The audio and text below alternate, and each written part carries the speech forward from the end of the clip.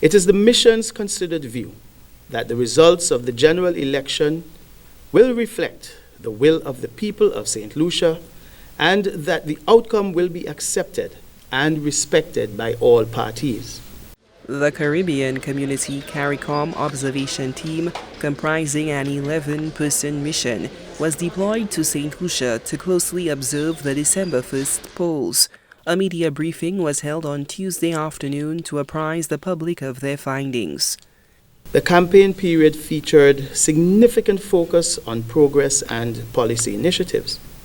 However, it also witnessed personal attacks and accusations, reflecting the high stakes and dynamic, evolving political landscape of the nation.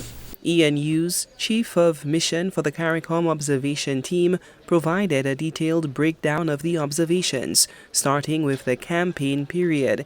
He highlighted that the team found 0 instances or reports of campaign-related violence.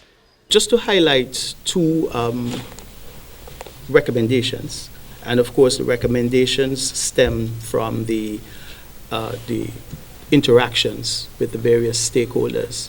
One, of course, is campaign financing, and there needs to be a regulatory framework put in place to ensure that there is proper accountability of funds.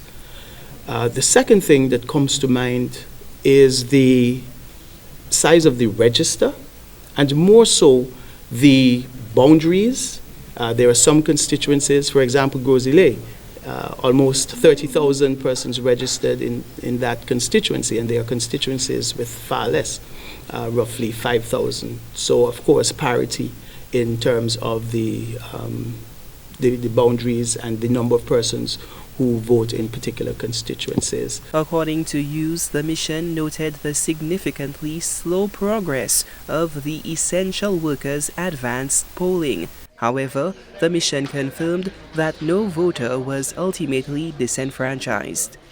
Many voters arrived at polling stations just before the opening of polls and appeared very enthusiastic to cast their ballot. At the polling locations we visited, the voting process was generally carried out in accordance with the procedures and guidelines outlined by the St. Lucia Electoral Department. We observed that most polling stations had the list of electors posted for voters to check their names. The Chief of Mission also noted that voter turnout was heavy in the earlier hours and maintained a steady pace throughout the rest of the day.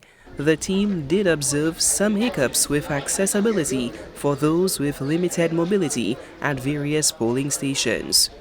The team noted that some polling stations were not located on the ground floor, which posed challenges for elderly and disabled voters.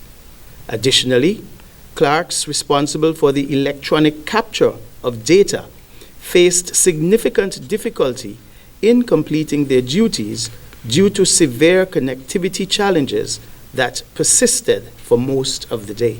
Hughes was called upon to finalize the official comprehensive Caricom observation final report, outlining detailed findings and recommendations, which is scheduled to be submitted to the Secretary General of Caricom in the coming weeks.